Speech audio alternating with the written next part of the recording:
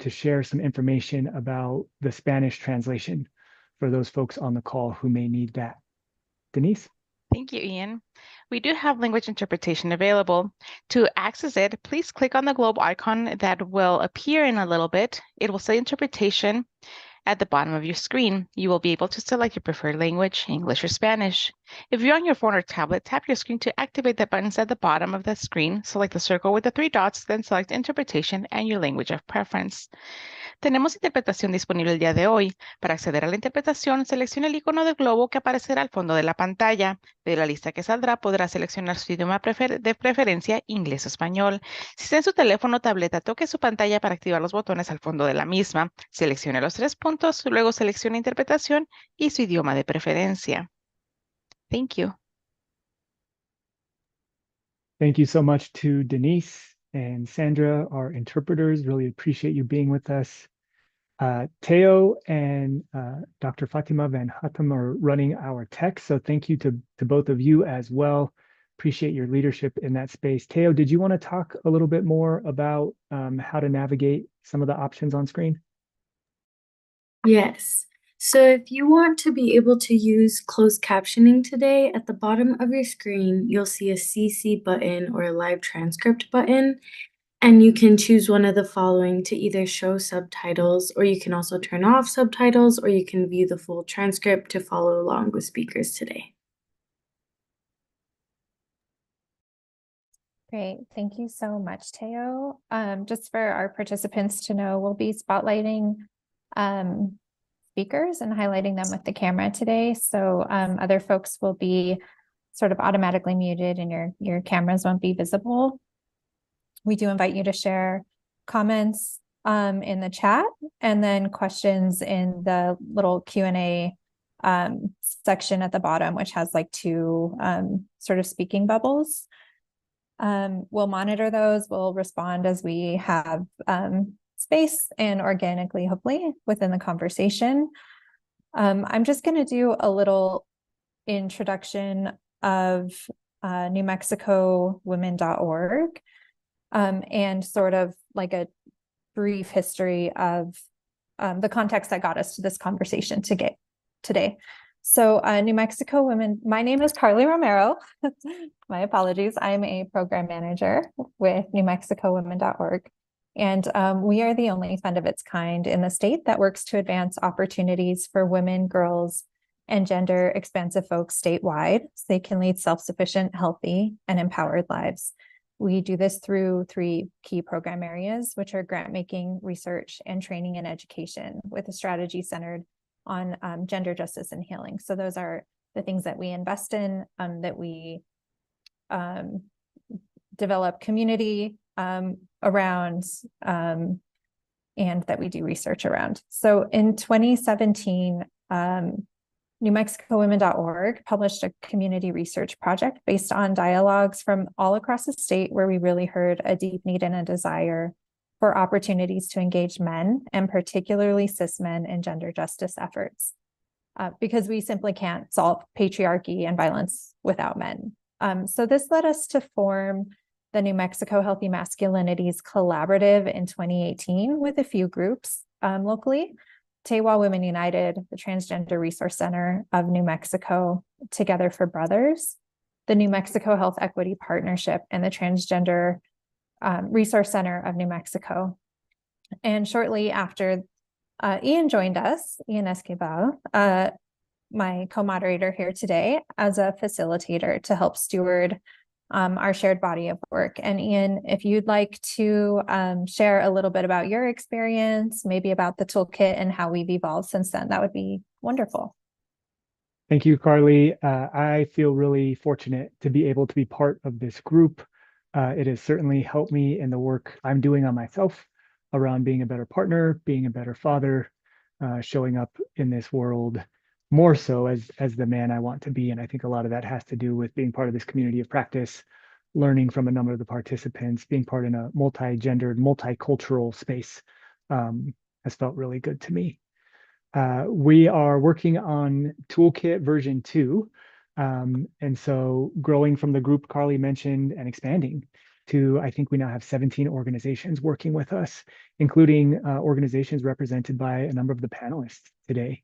And so I'm heartened to think about how this work is expanding, how this work has already taken root in different New Mexican communities, and offering a place for that work to come together. And so we'll talk a little bit more about that toolkit at the end of our time together, but appreciate how a lot of the folks on this call, a lot of the folks in the community of practice are so willing to share what they've been learning, activities that has helped them support and create more healthy masculinities here in our state. Thanks, Carly.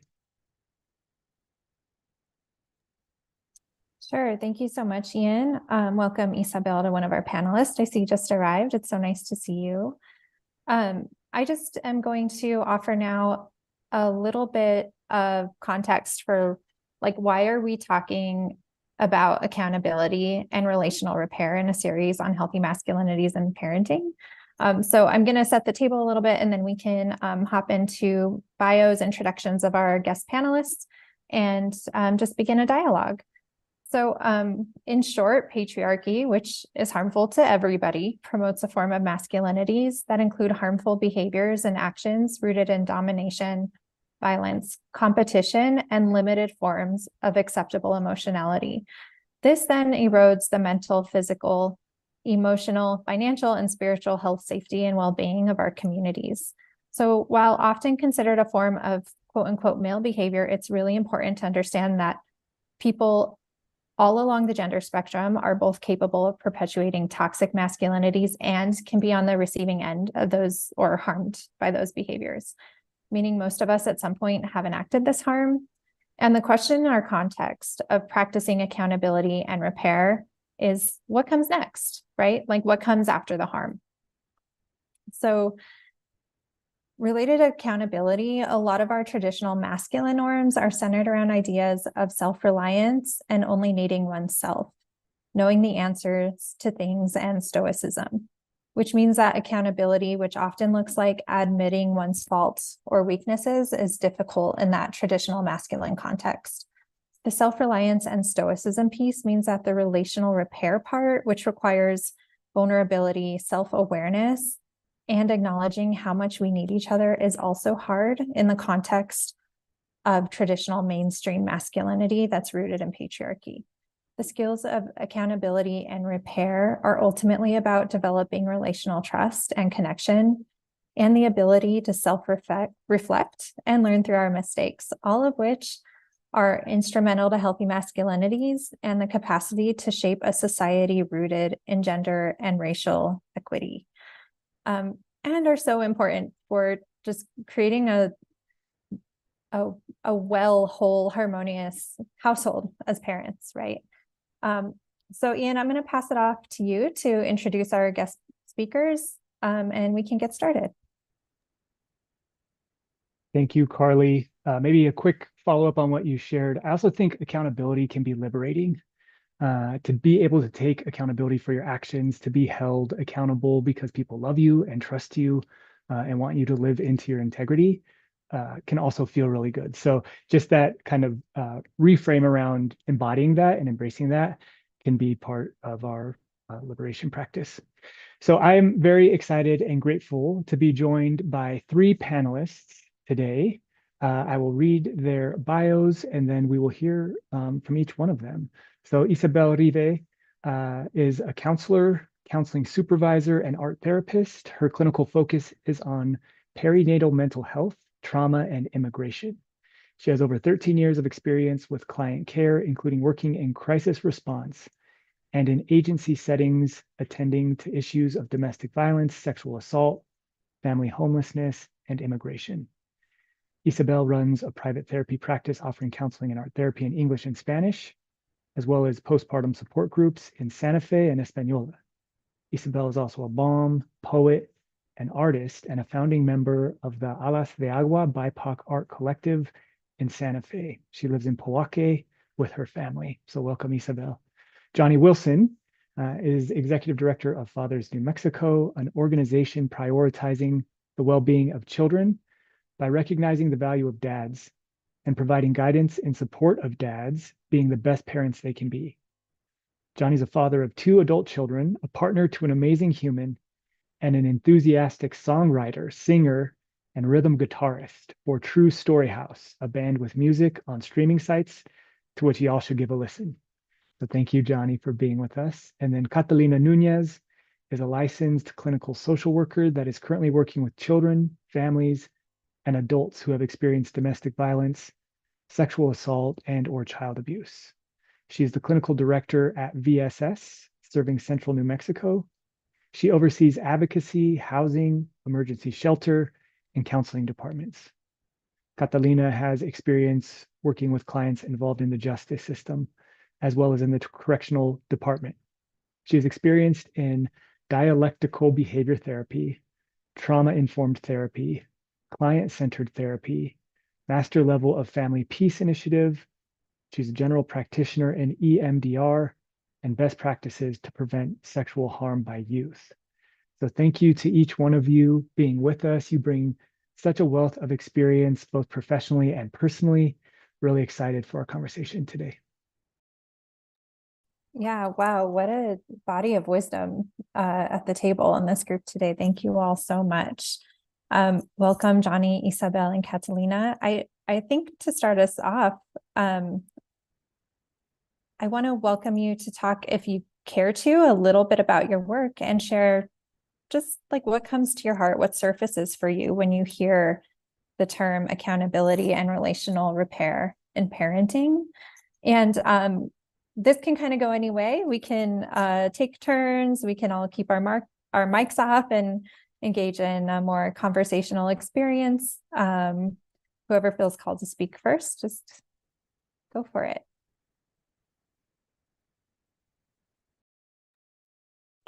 Hi, everybody. I'm Johnny with Fathers New Mexico. And I just want to speak to the joy that I've gotten from the experience of connecting with many, many different sorts of parents over the years. I first started working directly with parents in '99, but I've been working with young people and their parents, children and their parents, since I got out of school in '90. And it's given me a huge amount of joy, even in the context of usually working with families that are identified as struggling in some way and having some challenges. So I want to point out that there's joy in those families, and there's and the dedication and devotion to their children of those parents. That's the norm. And I don't want us to stigmatize those parents that may be identified as having challenges as not being devoted and loving and focused on their children. And the last thing I'll say before passing it is that working with fathers specifically has really underscored that theme, like culturally in our conversations about what men do and masculinities often de-emphasizes the caregiving abilities and gifts that men have, and the tendency towards love and nurturance. And I just want to say that's normal, that those are normal traits of men, not exceptions. And it's been a joy to work with the men and all parents that I've had the opportunity to work with.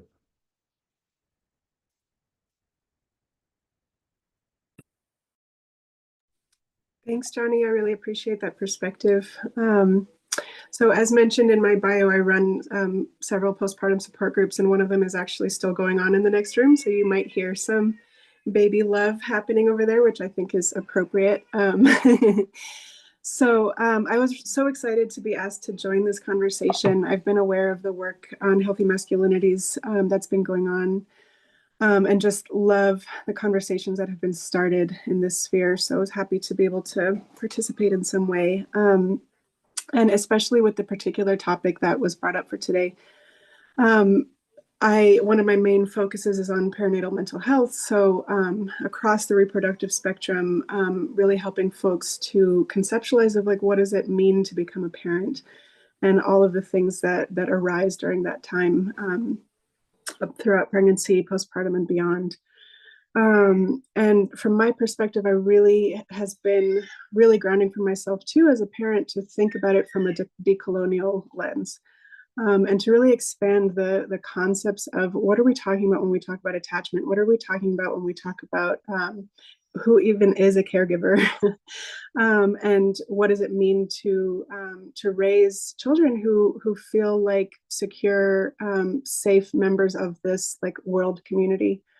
And when you really like boil these concepts down, the concept of repair and accountability is actually a huge part of that.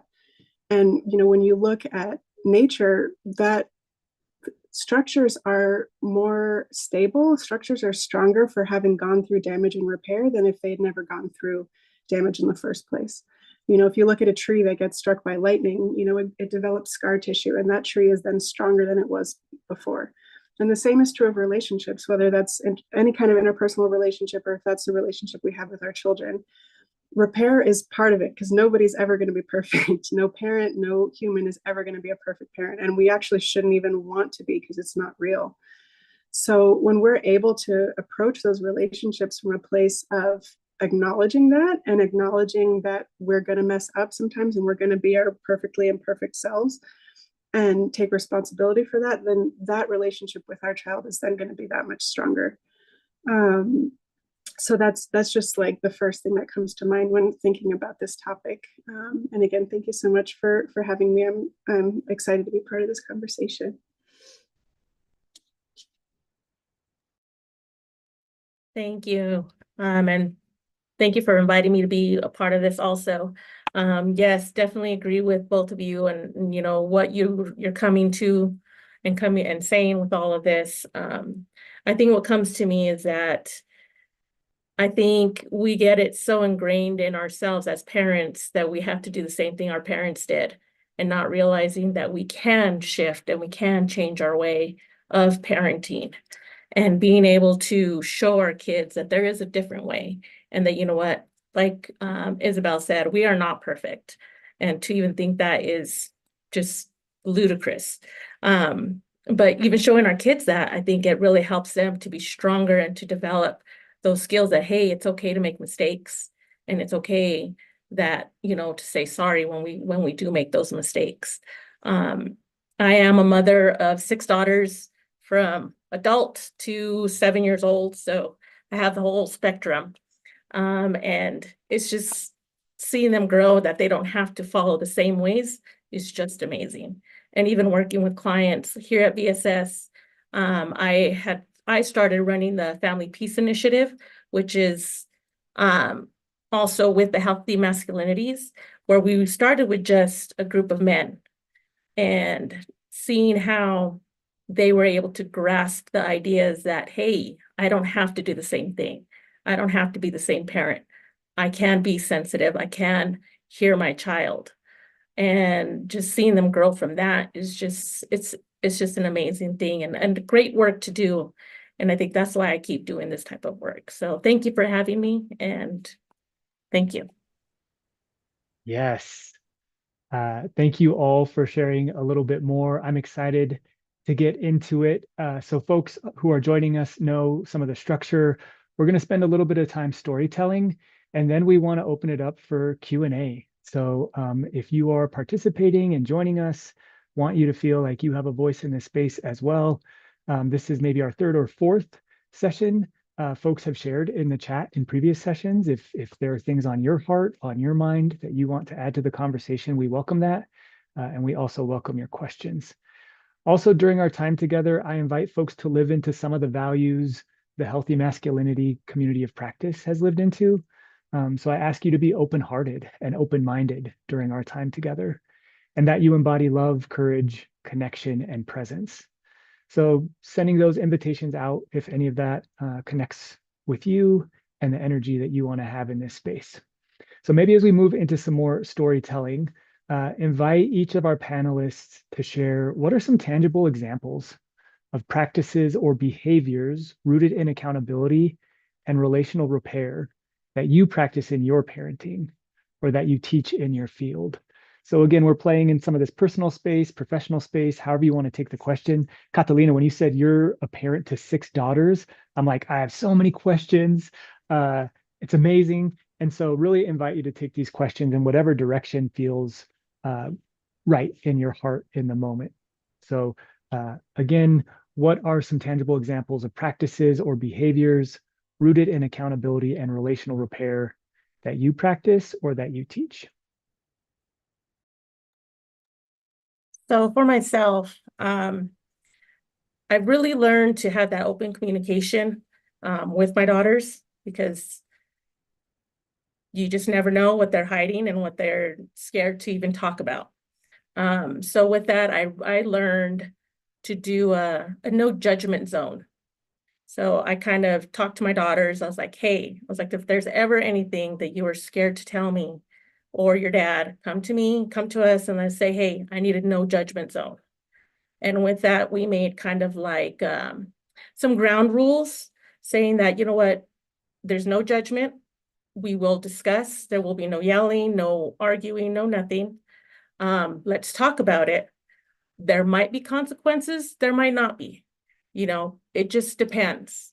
But we will talk through it and, kind of work on those consequences, disciplinary, whatever that might be, together to find that appropriate way. And I've seen it work with my kids, and I've shared it with some of my clients, and they're like, I had never thought of giving them that free space to just be themselves. I think we as parents, especially working with teenagers, we tend to look at them as still our kids, our little children. And so I really work with them to be like, okay, they're not kids anymore. These are young adults. We are, we're preparing them for adulthood. So we got to start treating them that way and giving them that same respect. And that has really shifted. I've seen that with my clients also, that they're like, I always see this little baby that I had, but now that you're telling me it's a young adult, I'm like, oh, I need to talk to them differently. And so that's one thing that one of the tangible things that I've worked with.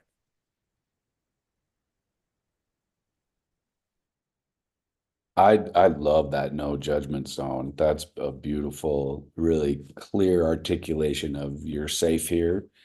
I also wanted to piggyback on something you said earlier, Catalina, the idea of apologizing to your children. One of the moments I had, my 2 daughters are now adult young women, 21 and 26, and having them come to me in a conversation and say, that's one of the things I really appreciated about you, Dad, is that you could acknowledge that you made mistakes and you could apologize. It brought me to tears. It just made me like, oh, okay, well, I did a thing right. And it was powerful for them to have that thing done for them. So I just want to emphasize the value of it's okay to be wrong. It also emphasizes the point that Isabel made, right? Which is we are imperfect. We need to make it safe and okay for our children to be imperfect, because despite how we feel about them, they are. And so I just want to emphasize you two in bringing those important points to the surface. And I think something that I really think is important and that we work with our clients, and I'm constantly working with myself on, is the importance of learning communication. All of us have learned some unfortunate communication patterns, right? And maybe we've learned some really good ones too, but working on those challenging communications patterns and tendencies to, when we feel blamed, become defensive rather than reflective, when we feel like we don't have the skills, also becoming defensive or building those barriers. I just don't want to go there. which of course our kids need us to go there, wherever that is. If they're living it and wanting our help, we have to go there, even if it's a real challenge. And I'll illustrate that with one quick example. I was adopted, but I grew up with a father, the adoptive father, who I call Dad, who was a good man. Because of his history, he had almost no emotional relationship building skills, kind of like on a remarkable level. And it was a real challenge for me and my sisters, obviously, right? My parents divorced, so there was that additional separation of him being the other parent, if you will, right? The one who didn't see us very much, every other weekend type of thing. So the relationship was very challenged and difficult, and not because of loud fighting or anything, just because of an emotional distance and lack of skills on the behalf of the parent that, again, it was remarkable. As we became adults, he became aware of these deficits in our relationship, and he still didn't have the skills. He was so challenged. And yet the fact that he recognized that and was able to say, I need to do this work with you kids, I need to figure this out, and that we saw him trying despite he was not good at it. He was not good at it. But just that effort, just that commitment and that honesty about his own failings, I'll use that word for lack of something that's coming to mind, was powerful for us. It took a lot of the burden and the insecurity off of us that we'd been carrying for a long time.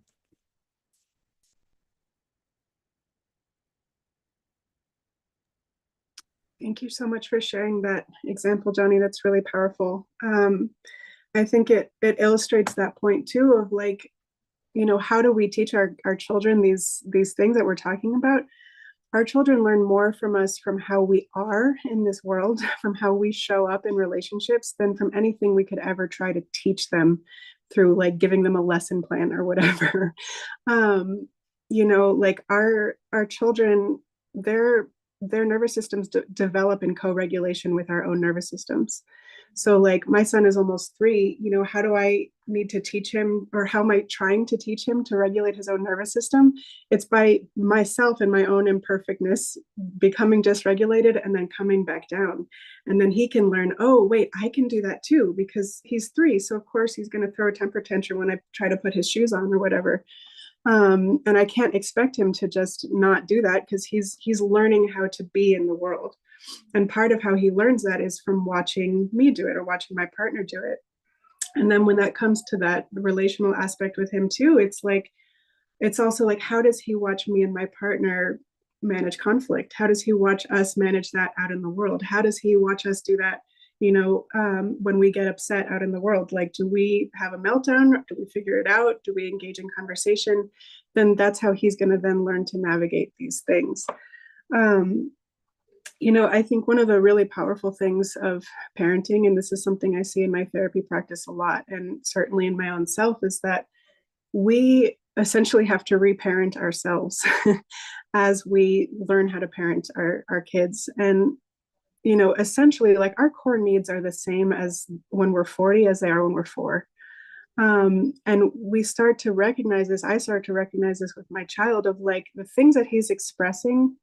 He has a much more immediate expression. Like, sometimes I wish I could, like, lie down on the floor and have a temper tantrum. But essentially his needs are the same as mine are. And, you know, no matter how well we were parented by our own parents, there's always rubs. There's always things that we're trying to heal from and learn and relearn and reparent ourselves. So I think that's the thing that's really hit home for me in becoming a parent myself, is like, what are all the ways that that I need to be reparented by my own self as I'm then navigating trying to do this for my child. And that's where, like, a lot of those core wounds and traumas can then be reawakened, especially because, you know, ideally we're trying to do a step up every generation. and not in a way of rebuking our parents, but in the sense of like, in this process of trying to decolonize and grow and evolve and understand what it means to be parents, what it means to raise children in this world, we're trying to learn and relearn. And so that means that we have to like move a step beyond, which can cause us to have to melt down and relearn and go into the cocoon and come out again as reborn. But what does that require? Like Johnny said with his example with his dad, is it requires humility, and it requires us to be able to show up and say, I don't know best, and I'm learning, and I made mistakes, and I'm trying to learn from that, and then also be able to apologize.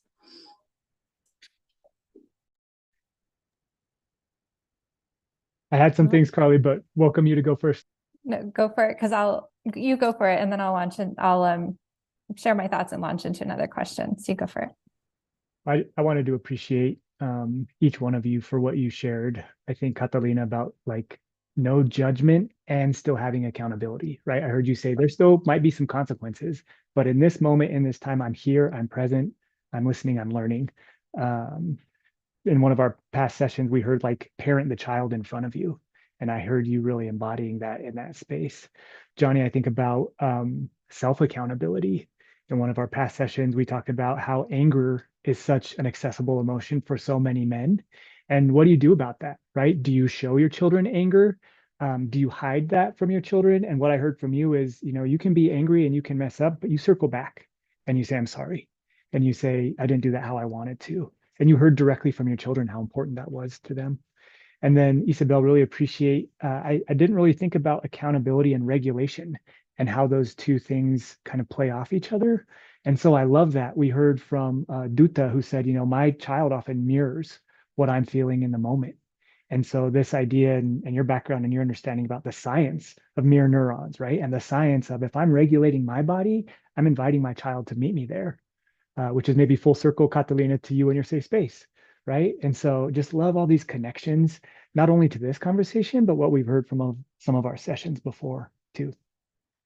Thanks, Carly. Yeah, thank you so much. And I feel like I could just take the last 15 minutes and run with it because of all of these little pieces of wisdom that have been dropped. They're so just so really beautiful. So thank you. I wanted to just name like the piece about learning communication, Johnny. I think that's so valuable. All of us are learning in a deep ongoing learning curve if we give ourselves access to it around communication and all of our relationships. And to the point of like our children, they really notice, they really learn from, they pick up on, they embody, they mirror also how we're in relationship to, if we have like a co-parent, if we have other caregivers in the space, if we have, grandparents around, whatever family member, like they're gonna mirror what we model, right?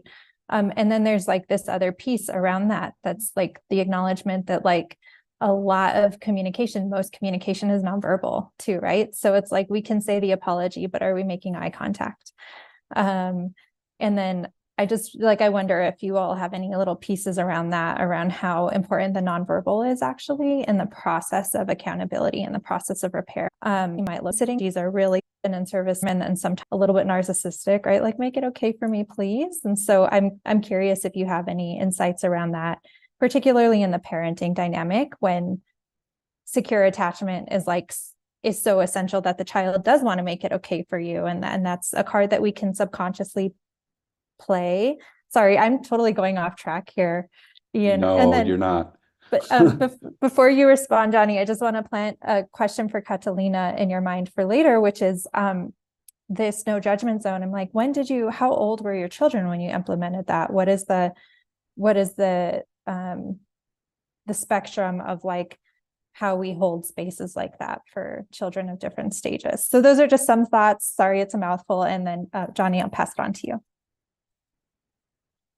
I just want to emphasize what an excellent point that is, Carly, with respect to children want to make it okay for us because they know that'll make it better for them, and because they just love and care for us, right? And the knowing the genuine motivations of an apology is super important.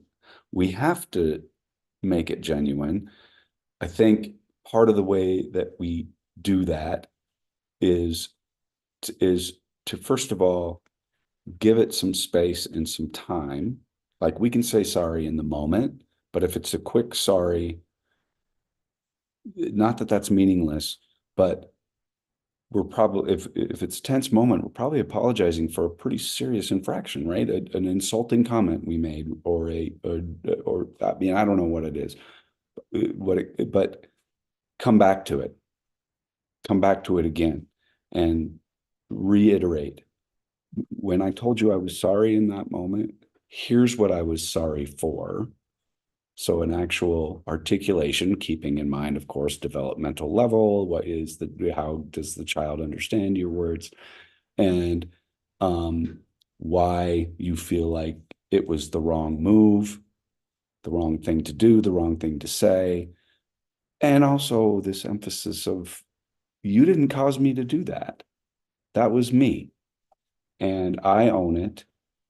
And I didn't, and also you can talk about, I didn't want to make you feel in the way they probably actually felt, right?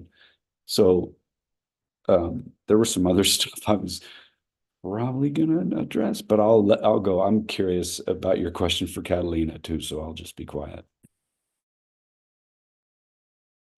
Thank you, Johnny. Yeah, and I think it's very important with those apologies, and Johnny, you said it perfectly, that we have to really kind of express like what we're apologizing for. I think it's also important to show it with our actions, like with anything that mistake we've done. Just because we apologize but we don't change it, it's not going to be, sufficient enough for even our children. And so I could give an example. When I, was not in my best moment as a parent, I went and apologized to my child, my daughter, and I still went back the next day and I was like, let's talk about that a little bit more, because I want to make sure that you understand where I'm coming from, that I really did not mean to be that way, and it's not your fault. And that really let him like, oh, okay, so this was really something serious, like that, we have to discuss. So I think it's really good to even just kind of, just follow up, check in with, with your kiddos, when something like that happens.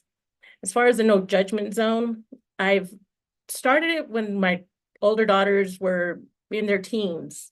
But now that I have a 13-year-old, I noticed I had to start it younger, probably around her preteen, maybe 10, 11. Just because they have so many questions, and they are embarrassed to even approach some of these topics. I have such open communication with my daughters that, like, to make them feel comfortable, I kind of like joke about it a little bit. And then if they have questions, they can come to me. And, that was one of the things, was the no judgment zone was because of self-harm. She was afraid of, what's mom's reaction going to be? Mom's a therapist. She's going to put me in a hospital. Oh my God. And I'm like, no, let's talk about it. What's going on? Why are you feeling this way? Let's really kind of dissect it. I was like, and let's get you into therapy. Let's have you talk to somebody. So when you don't feel comfortable talking to me or your dad, you have another outlet, and that's okay. So I just think it depends on your child's maturity level and what they're comfortable with. But even just kind of even talking about it at a young age, letting them know, hey, if there's ever anything that you want to talk about, and you just have questions, just come to me and let's just talk, and it'll be okay.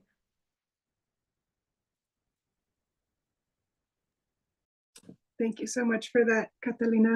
I'm just thinking about this question of like, what does a real apology look like? And what I've said before about, our children's nervous systems developing co-regulation with ourselves. Part of what I mean by that is also that our children are so perceptive, they're so smart, and they can feel our nervous system state even when it's different from what we're presenting to them or what we're trying to present. Like if we're seething in anger and we're like, it's okay, like they can feel that and they're actually responding to what is happening in our body and not what we're saying. And they're going to feel unsafe because of the incongruence between what we're saying and how we're feeling. So they're going to feel more safe if there's congruence there. If we say, hey, babe, like I'm really upset right now, or that really hurt me when you, whatever, like hit me in the face with the Legos, which is what my son did the other night. Like that really hurt. That's going to feel more safe for them if we're actually telling them, like, this is how I'm actually feeling.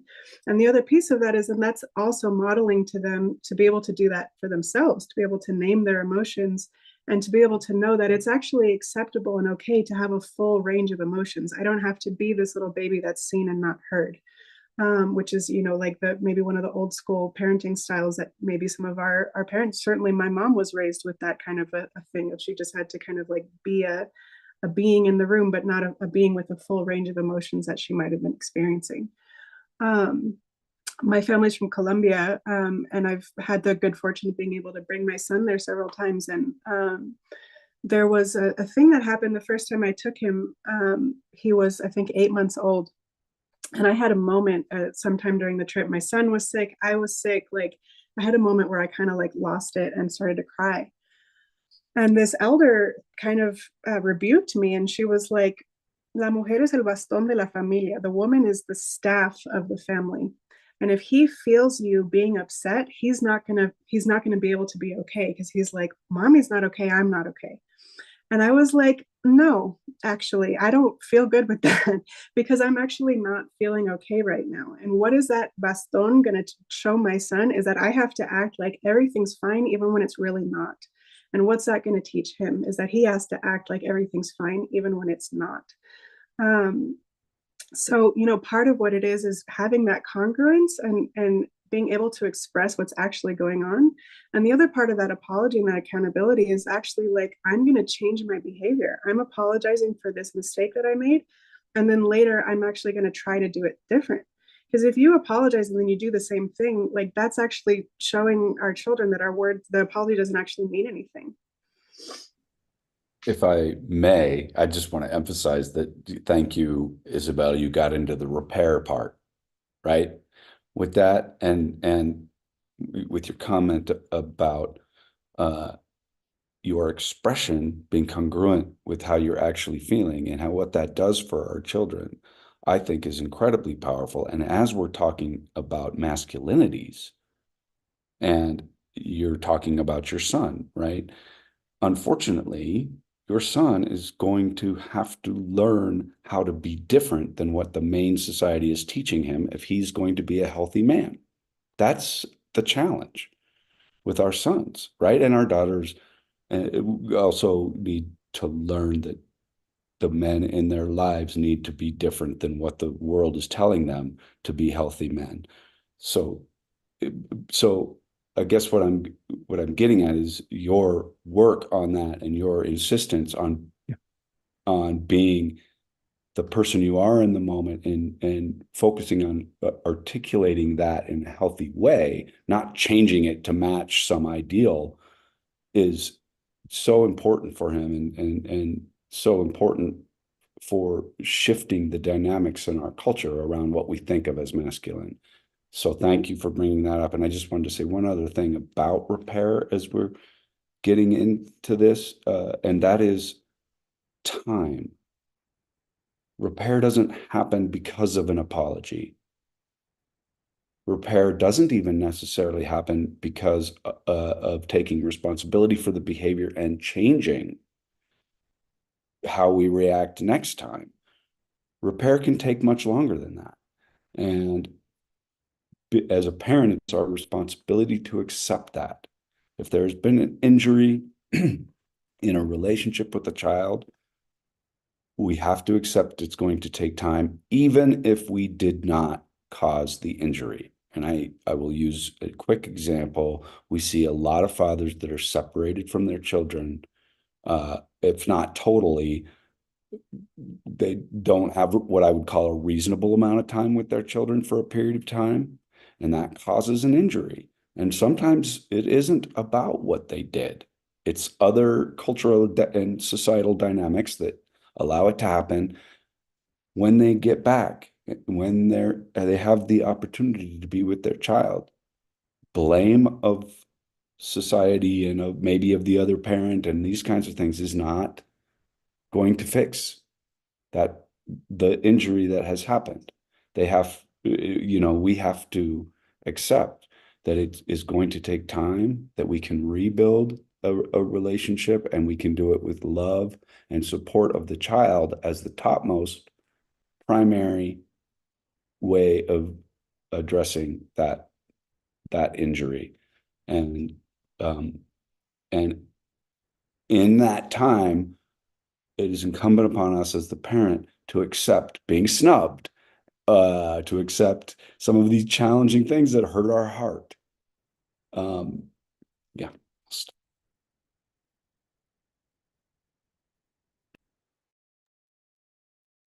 It's funny, Johnny, I heard similar things from Isabel, and so just really wanted to appreciate you inviting your son into that space. I think about accessing emotions during times of conflict, during times of stress, and saying it's okay to feel those things. I think about, what will be possible for your son because of that access to the different emotions. And then I really appreciate what you said too, Johnny, about moving towards, and so what are the behaviors? And I think about co-creation space, because there's one thing to say as a parent, I will do this, this, this, and this, thinking that might meet our child's needs. And I think I've seen in my kids is completely different and more empowering if it's like, hey, what if I tried this, but what else could I do? And what else could I do, right? Would that help you? Or maybe I'm way off here. What do you really need from me next time something like this happens? So I think going through the motions, I'm the dad, I hurt somebody's feelings, I apologized, I said I'm sorry, I checked that box, my tone didn't match what I said, right? But like I did the thing and then I walked out of the room. There's more work that could be done there, and you can invite your children in, and maybe your child says, I don't know yet, give me time. And so that goes to your point too, Johnny, right? Like different people heal or want to heal or have clarity at different levels. That's also something I worked on in my marriage. Like, well, I want to resolve this right now. And my partner's like, give me a little bit of time. So again, I think these dynamics play out in lots of different areas.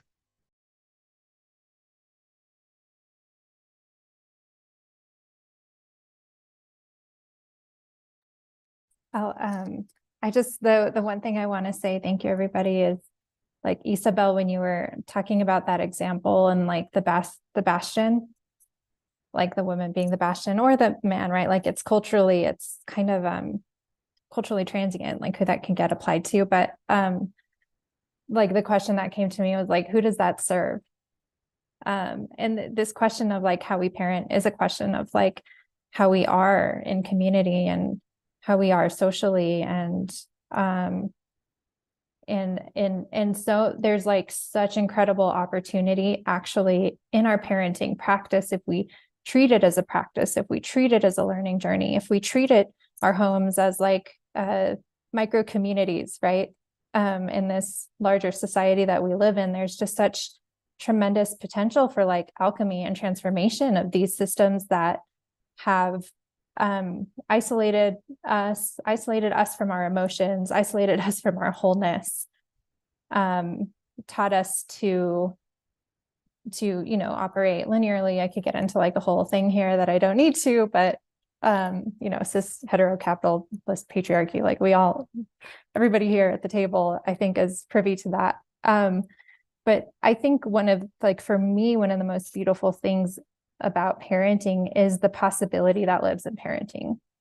Like the possibility that lives in these relationships, the possibility that just of like witnessing your child and like the unknown. There's so much unknown. And I have a 1.5-year-old and a 3-year-old. So there's tremendous unknown, and I'm learning so much about them, right? And myself and my partner in the process. So I just really wanted to name that, because like this question, now I'm probably going to be reflecting for myself in moments when maybe I'm responding in ways that don't feel good, or having self-talk that doesn't feel good. Like, who does that actually serve? Is it serving me? Is it serving my child? Is it serving my partner or my family? Who does this thought serve? Who does this response serve? So That said, I have another question, which is in last week's webinar about affirmative consent and anti-violent parenting, panelists shared how they're unlearning and healing through their parenting. And then Ian asked this beautiful question, like, how are you unlearning and healing through your parenting? And some of you talked about parenting yourselves.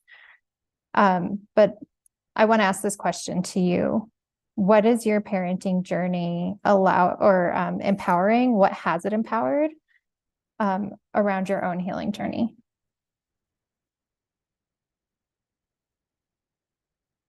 Sorry if that was unclear. You can ask me to simplify and I will.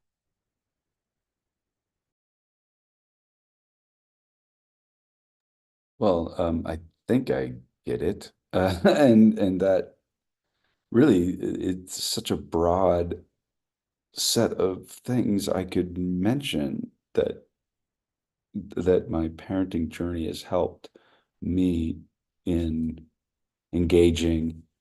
I haven't been fixed quite yet. Got a lot more work to do, but I think the process of taking responsibility for my own feelings is a huge one. Getting to know them better as a consequence of that, right? I mean, you know, the guy thing, right? We have anger, happiness, and what else, Ian? I mean, we don't have a vocabulary really, and it's much more than the words, like symbolically the vocabulary, the complexity and sort of the familiarity.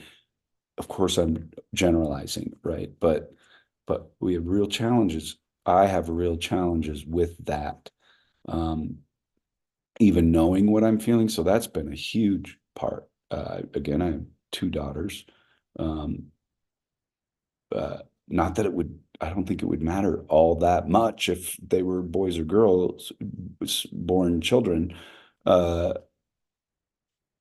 Taking responsibility has forced me to really interrogate to a certain degree what it is I'm feeling, and transferring that skill to other relationships, from professional to my partner to I play in bands, and playing with musicians can be beautiful, but it can be super intense, like all super valuable relationships, right? And but I want it to go this way. Yeah, but I want it to go this way. How are we going to work that out, right? It's been it's been a beautiful process for me. And although I like to think I would have engaged it in, regardless of whether I had kids, they've given me more to work with. Yeah, an accelerant. Catalina, I saw you come off mute. Would love to hear your good thinking and what you're feeling about this question. I think for me, as being a facilitator and working through and kind of hearing other people, the participants, I think that commonality that, we're all going through pretty much the same things, just at different times. And that's not only helped me, but it's also helped them, the participants, like, oh, okay, we're not alone in this.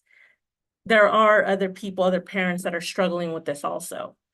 So being able to find that commonality and being like, okay, so how do we get through this? And then really kind of sharing, like what we're doing today, sharing, our experiences, what we've gone through with others, that, hey, it's okay, and you know what, we're not going to get it on the first time. We're going to make those mistakes again. But as long as we, stay consistent with that accountability and apologizing and being like, oh, that's, my mistake, I didn't mean to do that, I will try to do better next time. And just, that's what really stuck with me, is that for the participants, they know they're not alone, and that they have somebody to talk to. And when you said, I don't get it on the first time, Catalina, my mind went immediately to, I haven't gotten it on like the 200th try. I mean, it's just always like, oh, I could have done that better. Oh, there's a way to practice and do a little bit more. Isabel, would love to hear what comes to your heart. Thanks, Ian.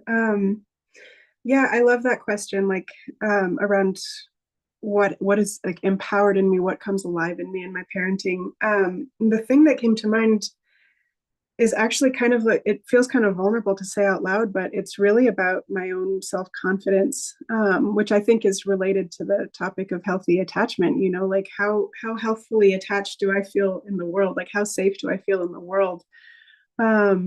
How empowered do I feel as a woman, as a person in the world to take charge, and really to trust my intuition, as I am the mother of my particular child, and it's my particular medicine that he needs. I don't actually need to listen to any expert or any parenting book or any podcast. I need to listen to my own heart as to what is the right thing for him. And sometimes that really means having the confidence to take charge and to be the one who's bigger, stronger, kinder, wiser, and who's actually going to lead the moment. Because he actually does need to put on a pair of shoes to play at the park, even if he doesn't want to, or whatever, you know, or whatever the tantrum of the moment is. So yeah, I think that's part of what that's meant for me, but both in the parenting space, but also like myself in the world, you know, like we all have to be living our medicine. Like, what is your particular gift, Carly, Ian, Catalina, Johnny? What is the medicine that you are meant to walk in this life? Because part of what our children need, when I say like our children learn more from how we are, that's also like who we are in the world. That also then gives them the guide of like, who am I going to be in the world? Am I going to be like a badass musician like Johnny or whatever? You know, and like if they only see like a particular version of you that isn't the fullness of yourself, like they also don't have that example of like how they can also grow into the fullness of their own self. So yeah, that when I think back in the last 2.5 years of parenthood, I think I've really grown into myself in a lot of ways that aren't even directly in such obvious ways related to being a mom. Thank you for sharing that vulnerability, Isabel. And I also want to acknowledge, just in this short amount of time, I'm meeting you for the first time, but I see very clearly your love, your intention, your tenderness, your thoughtfulness. And I think about how lucky your child is to have you as the mom and as the medicine. So just want to name that piece. Carly, curious what's coming up for you. Also want to do a quick time check. We have about 30 minutes left. And so want to invite participants to share questions, to share stories, to share what's on your mind and your heart, as well as we maybe move into some Q&A. But Carly, would love to hear from you first. No, like to that point, I have a question that one of the registrants asked actually in the registration for the panelists. And then I just want to acknowledge, thank you so much for the folks that are posting and sharing your experience. It looks like we have quite a few parents of teens, a parent of a toddler in the chat here. So we've got a great realm of experience with grown and small children, parents of grown and small children in this space. One of the questions that a registrant asked us, and I have some curiosities about this too, is how do you repair or how do you reach a child when they're already shut down? And then I wonder if, based just on your varied experiences, if you have any inklings or insights around what that might look like at different developmental stages. Yeah, and then just acknowledging every child is different. So that's sort of a toughie. Catalina, can I call on you? Sure. I think when there has been that kind of break in that relationship with your child, like Johnny said earlier, time. That's all, you know, just being consistent, being present. Because the break could have been, you know, from the parent or from the child, both, you know, and both are going to need time. And it's just being there, being present, still having that open communication and being like, you know what, yes, this happened, but you know what, I still love you and I'm still here for you no matter what. And you know what, we will get through this. And, you know, hopefully over time, you know, the child will see that and start coming around, but you have to give them their time also, just like you need your own time to heal from that break in that relationship.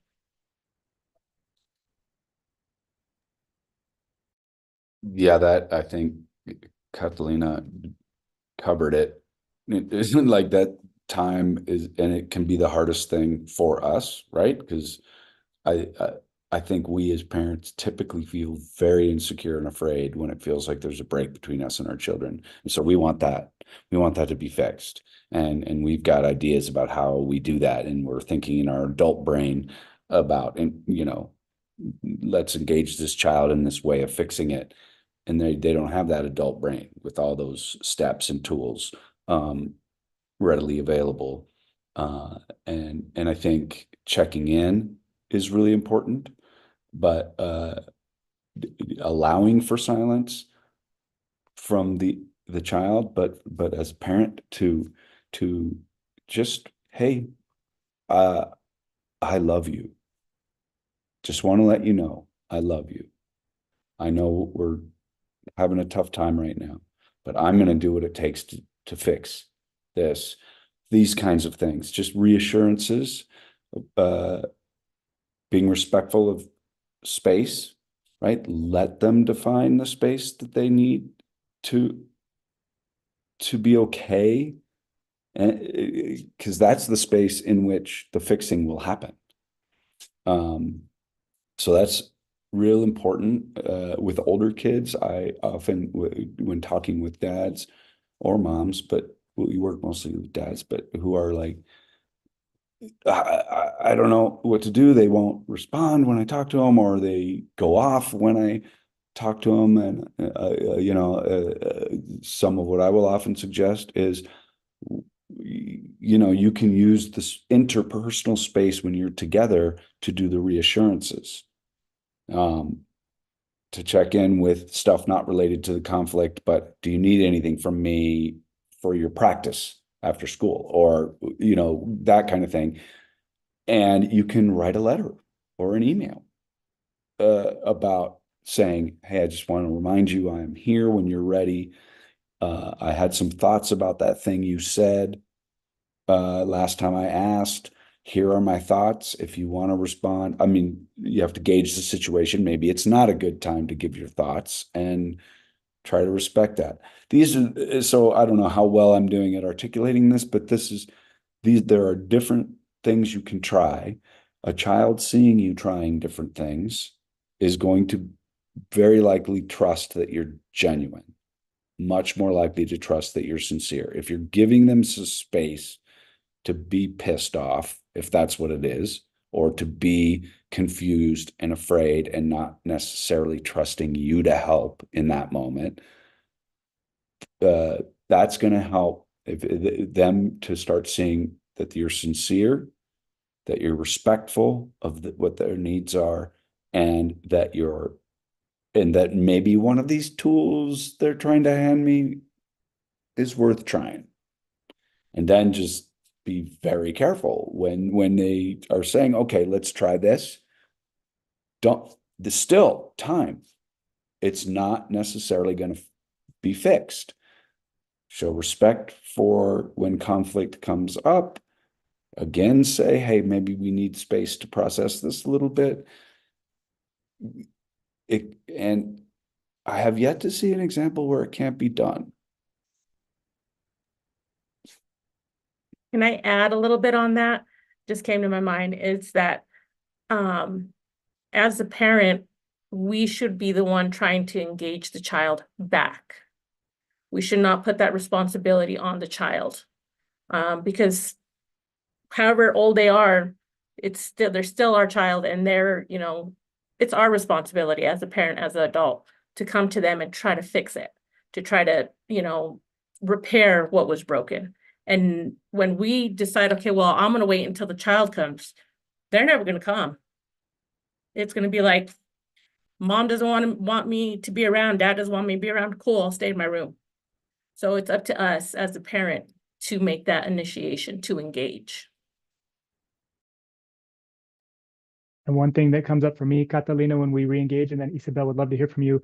I also think as a father re-engaging, to not mansplain the situation, right? We talked about tone. We talked about so many different things that happen. And so I think as a father, if you do feel like being proactive, how do you go in there in a space that doesn't replicate some behaviors that are maybe problematic, specifically mansplaining? Thanks, Isabel. Thanks for that. Yeah, listening to Catalina was making me think of, I have somehow a theme in my practice this year has been parental alienation or estrangement, and parents with kids of all ages into adulthood who are for different reasons estranged from kids. And exactly what Catalina said has been the theme of like, it's that constancy. It's actually our job as parents to be the ones who are saying like, my love for you is unconditional and I will always, always be here for you. And not necessarily expecting them to come knocking on our door because they might never, but constantly checking in with that steady presence of like, there's nothing that you could do that would make me leave this bond. Like I'm here for it whenever it's ready to be repaired. And back to that theme that Johnny brought up too of time, of like sometimes, you know, in my context of a parent of a 2.5-year-old, almost 3-year-old is different, I think, in the level of engagement that we can get into around these things. But the theme, and I think the concept is the same, is like when they go into shutdown, when it gets into that conflict, like part of it is about giving their nervous system the permission to be in that shutdown, because that's actually a biological reality of the nervous system, you know. And there's nothing that you can do to like flip a switch or force them into a different state of being. Like that's part of them learning how to manage their emotions and learn how to regulate, is then being able to find those tools to come back into balance. And sometimes that's about us teaching and co-regulating and being that constant space. And sometimes that's also about them learning that for their own self. And I think part of this too is that like life is hard. Like life is stressful no matter who you are. No matter how much privilege you come from or don't come from, you're gonna confront some kind of stress or difficulty at some point in your life. And these things that we learn as kids, you know, in relationship with our parents is also part of the testing ground for how are we going to deal with that stress or difficulty when we're dealing with it out in the world. It's kind of that training ground. And ideally we have a parent that we can actually be in that interplay of relationality to play with that and to really learn from it in a good way. Thank you so much.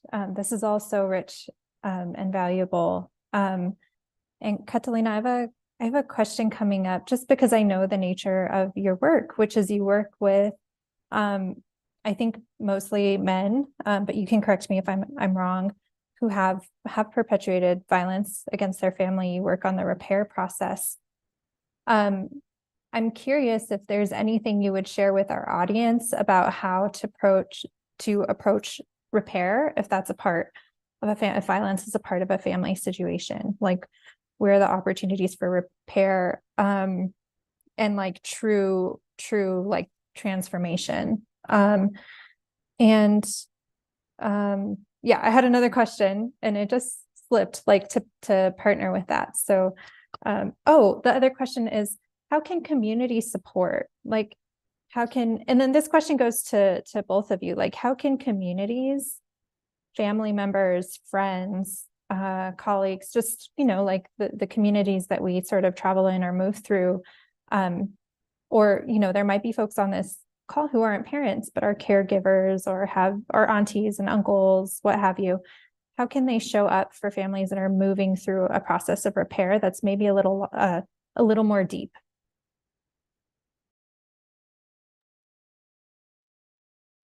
So yes, we work with men, but we also work with women who have caused harm.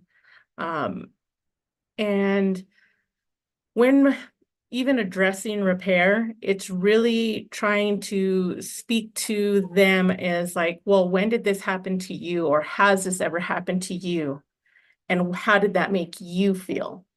Really getting them to look inward into themselves, to those moments of like when they weren't treated the way they wanted to be treated, and really processing through that and getting them through that piece so that they can heal, because then they'll understand, oh, I'm doing this because it was done to me, right?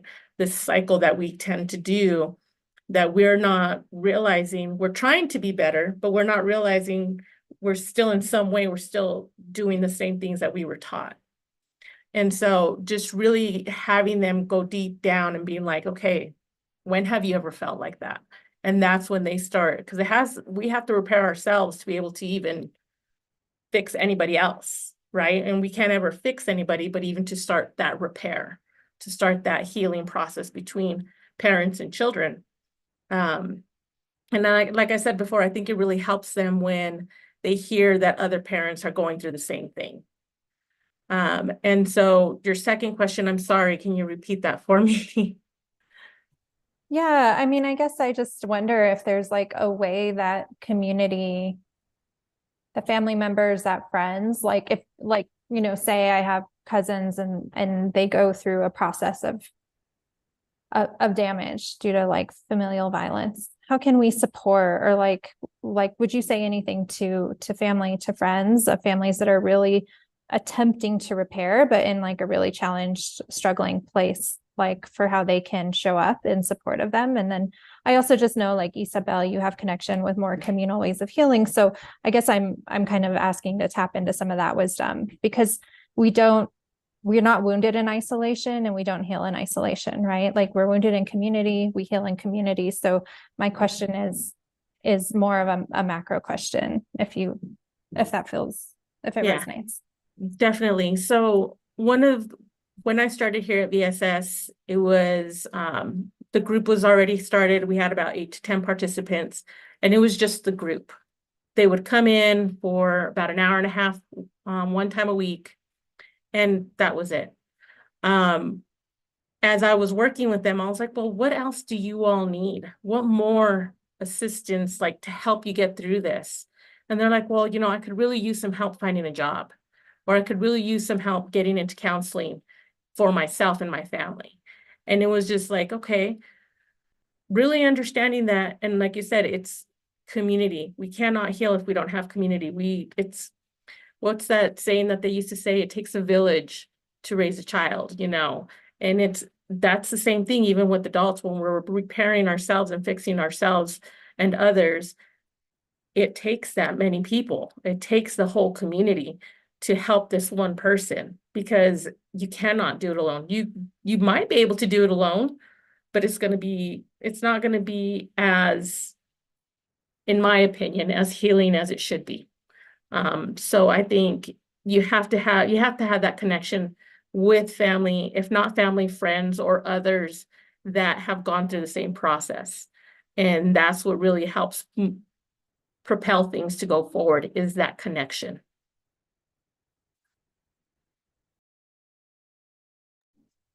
Thank you so much for that, Catalina. I think like so much of what we're talking about is also about restorative justice, you know, and what does that actually mean in an interpersonal level, like in an interfamilial level and a community level, is about restoration. It's about recognizing the harm that was done and working, again, repair. And it's so much of like what Catalina was speaking to, and of what I know of the work that they do at VSS, is also recognizing like there's anybody who's perpetuating violence had violence perpetuated to them. It's just the reality of it. There's no such thing as a violent baby. I ain't never met one. Like it's learned behavior, but it's specifically from wounding, from trauma, from experiencing violence. So how are we going to approach folks who are perpetuating violence without recognizing the harm that was caused to them and working towards healing that? And then looking at like, what does it mean on a relational level to then engage in restoring and healing the harm that was done, knowing that like the models that have been taught in this society around, you know, carceral models of punishment are just perpetuating more harm and an intergenerational level to then the children of the people who are then incarcerated, you know. So, you know, how do we then enact those things on a micro level, and an interpersonal level and a relational level? I think it does come back to that question of community and that question of connection. Like, who are your elders? Who are the people who hold prayer, who hold ceremony, whatever that looks like in whatever cultural context we're talking about? and really returning to that wisdom, because I guarantee you, if you find the elders in your community, they're going to have an answer for that, and they're going to have an approach, and they're going to have wisdom to share.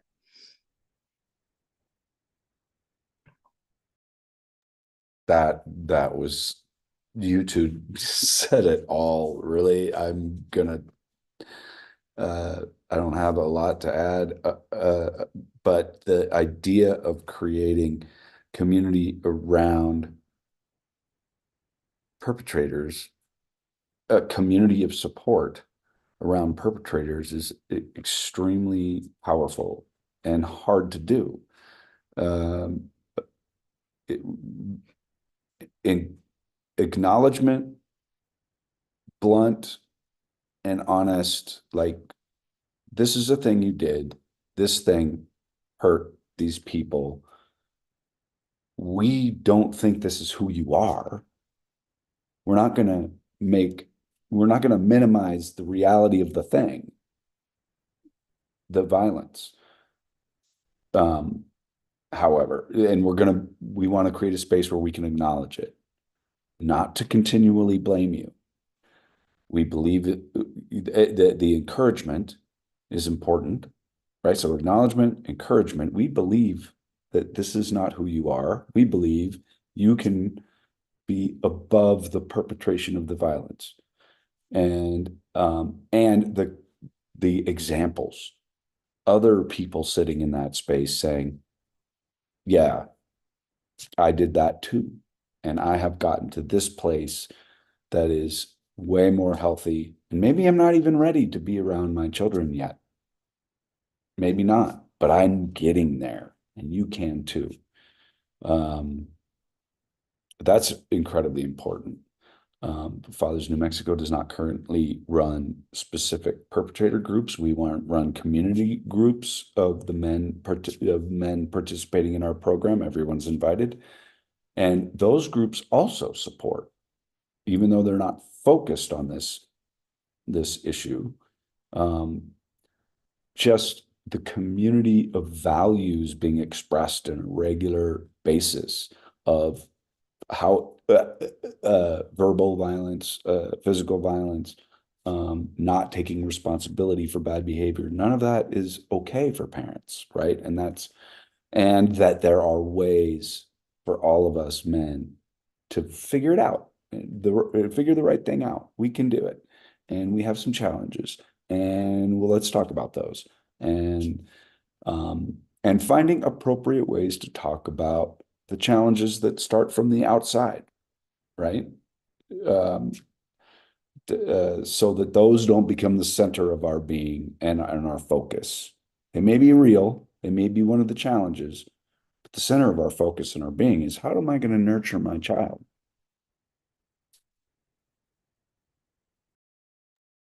Gosh, thank you, everybody. This is just so, I'm taking so much away. It's hard for me to process my thoughts a little bit. Johnny, as you're talking, I was just like struck too by even in the way that I made the question an assumption, because actually women do actually use carceral punishment, spanking, in the household more than men statistically. And of course, that's based on research that only assesses like quote unquote women and men. So we don't have like a gender spectrum sort of breakdown of that data. But I think that's important to name in the context of a healthy masculinities conversation, that like this is not about, we acknowledge that men are often like the perpetrators of particularly gender-based violence, as well as people who are harmed by it. I think like this conversation, this approach to healthy masculinities is by no means an indictment, right? It's like an acknowledgement of systems and structures that lead to violent responses that are usually about our needs not being met on some level. And to that point, Jess Clark, who was at our meeting last week on anti-violence and in parenting and affirmative consent, really acknowledged that and named that if we have systems in place like, you know, affordable healthcare, affordable housing, right? If we have supports when we have support, like more supports in place, we see less violence in communities. We saw more violence during the pandemic in a lot of families who were impacted economically by the pandemic, right? By lack of income, because it's usually a demonstration of power where we don't have access to power, which is again can often just be about like our needs aren't met. And I'm not excusing violence against children who are super vulnerable, but just an acknowledgement of like, there are reasons why we behave in ways that we behave. I just wanted to name that. I don't want us to operate on an assumption around just cis men perpetuating violence. So, Ian, I'm going to pass it to you to share any reflections you have and close us out. Thank you, Carly, and thank you to each one of the panelists. I'm going to invite you all to share some closing words of wisdom, if you don't mind, here in a moment. But first, just want to thank all the participants for joining us today. Thank you for your messages in the chat. Thank you for your questions and pre-registration.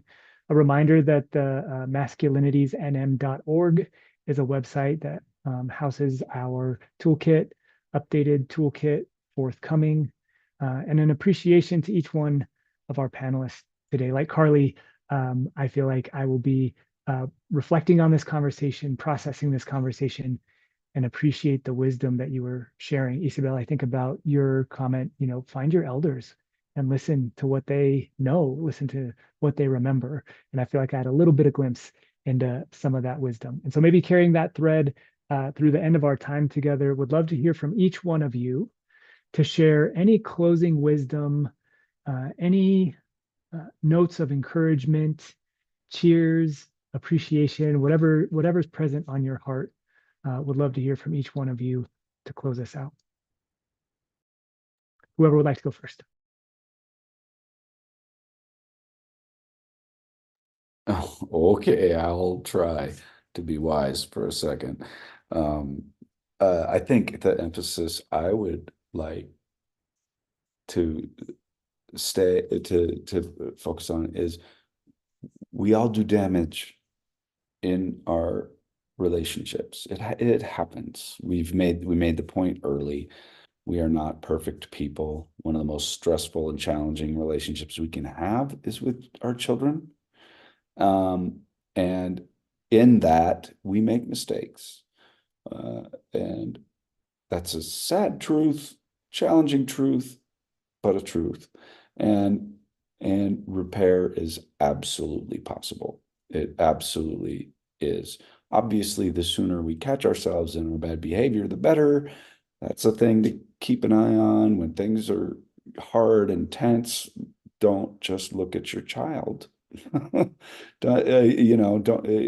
it in a lot of relationships. We're looking at the other person and trying to find out how they're screwing up and not reflecting on our own behavior. This is a great relationship to start a different practice.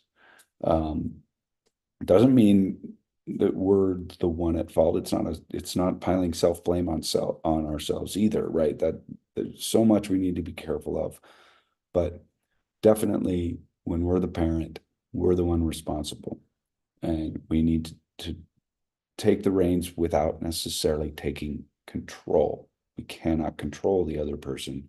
We can influence and we can respect the other person. And doing it with love will help to guide us to what repair looks like. And don't be impatient. Time. I am now done. Thank you, Johnny. Just like he said, we're going to make mistakes. It's okay. Give yourself grace. It's going to be okay. It's going to happen, but give yourself grace. Do that self-care for yourself, but also let your child do the self-care for themselves. And always come back to it. Don't just let it linger and let it fester, because that just makes things worse. And I think with that is, listen to your children, listen to your young adults that you have in your home, because they're trying to say something. They might not have the right words, but as long as we're there to listen and we're present, I think that's the biggest impact that we can make for our children. Thank you for having me. Thank you, Catalina. I was thinking like that line that Ian repeated around finding your elders. I would say find your elders and trust yourself. I think so much of healing is like also recognizing that our own selves, our nervous systems, our bodies are always trying to come back into balance. And sometimes we need support in getting there. But it's like if you cut your hand and you can watch that little wound get repaired, you know, it's over time. Like that is the same thing that's happening to us on an internal level. It's a matter of trying to like tune into what is the part of me that's trying to come back into balance and what is the support that I need to get there. Because it's like Catalina said around self-care. It's like if we're not taking care of ourselves, we can't take care of our children. And that it sounds like so trite, but it's actually true. You know, they've actually done studies on what is the single most important factor in the well-being of our children. And it's not what schools they go to, what food they're eating, what neighborhoods they live in. It's the quality of happiness of their parents, not just the happiness, the quality of the happiness.